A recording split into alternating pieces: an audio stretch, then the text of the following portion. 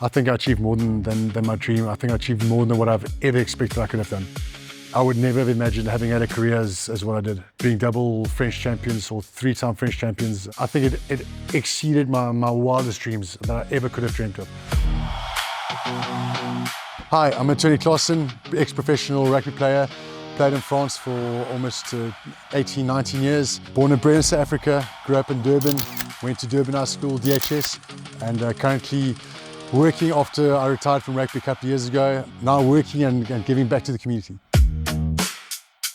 My passion for rugby started when I was very small, with my dad having also a great career in South Africa, being an ex-Premier captain. It was never thrown upon me. Rugby was always a choice and a passion of mine. I was born with it in my veins and my blood when I was a very young boy. My dad obviously played in France in the 70s. He played in Marmande, southwest of France. My dad always said, if you have the occasion, if you have the chance to go to France, you have to really do it because it will suit your style of play. And after school, it was kind of, am I going to come to France straight away or finish my studies? So I had to make a move. I wasn't really getting anywhere. And then I spoke to my dad and we had the discussion. He said, well, why don't you try the French adventure? And that way I arrived in France with a dream of hopefully making a career of it in France, but I arrived without a contract, without anything. So I basically had a backpack and a bag and arrived at 2007 World Cup in France. It was absolutely amazing. And so I only stayed in Marmande for 2 weeks, and I had the opportunity or the luck to go to Brive, to go do a test with them. And the test went very, very well, and they said, you can stay with us at Brive, but you're going to play with the young team, or the espoir, as they call it, under 23s. I trained really, really hard at the time, and one of the French greats, Olivier Mann, he stopped his career, he ended his career due to injury, and he became the coach of the team, and I became his medical joker, and that's how my career actually started in France.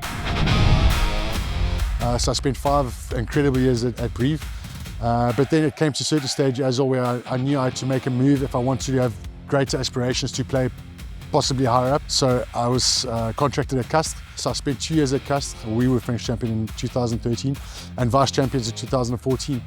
And then I was selected for the French national team in 2013, where I had my first cap against England at Twickenham, which was an absolutely amazing, like having the feeling of pulling over the jersey and realizing, wow, I'm actually playing for the French now. I'm getting goosebumps. It was absolutely amazing and such an honor. And then in 2014, I was obviously having aspirations to always try and test myself and to see how far I can go. I signed at Racing 92, where we are at today, where I spent 7 years, and we were French champions in 2016. I was part of the team where we were French sevens champions, the first sevens champions in France. So my whole journey in France and where I ended up at where we are today at Racing, and to be able to give back to not just to rugby, but especially to racing, it's an honor and an absolute privilege. Si on a les mains sur les ballons, essayez de le prendre parce qu'il ne va pas siffler tout de suite, okay? I was almost 39 years old when I retired, so a career, especially in rugby, but I think in any sport, it flies by in the blink of an eye, and for young players, we always think like, I know we've got time next year, but we don't always have the time. It goes by so quickly, so yeah, to have had such a long career, it was absolutely amazing. Allez, annoncez-vous, joue le duel, Coco! I think my greatest memories as a rugby player was winning your first title, winning it for the first time and lifting the trophy. It's an absolutely amazing feeling, but then having the chance and the opportunity and the privilege to win it for a second time, that's also amazing. So with Castres in 2013, when we won the Bouclier de Brennus against the great Toulon team at the time, it's surreal and it's so special. I don't think you can explain it to anybody, I think. I remember when I just arrived in France, I was telling myself I would love to come play or live in Paris one day. I ended up at Racing. This club has so much history. It was the first French champions in the history of French rugby. Both my sons also played Racing, so they were born when I arrived at Racing, and so Racing is their club, and they grew up at this club. I think they think this is their second home.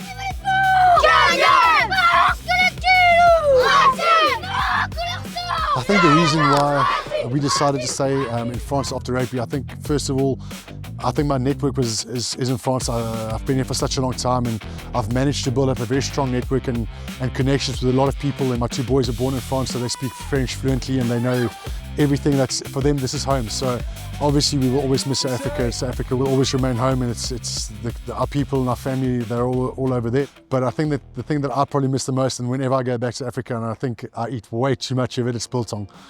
There's nothing better than a good piece of biltong. If I have to eat biltong, I have to make it myself. I have made it in the past, not with great success, I'm not going to lie. So I would probably say biltong would probably be right up there at the top as something that I would miss the most. I received my French nationality in 2014. Having both South African and French citizenship, it's a real privilege. So I was really ecstatic. I was really happy to call France my home now. And I'd obviously sang the French national anthem before that for France. So, but when I sang the French national anthem, the Marseillaise, for the first time, and wow, it's something that you've always seen on TV. It's, as a little boy, you listen to the French, and then having the privilege to sing it for the first time, it really gives you goosebumps. And I would really tell people, if you have the chance to do it, go for it. It's an amazing adventure opportunity that might only come once in a life. So if you have it, it's amazing.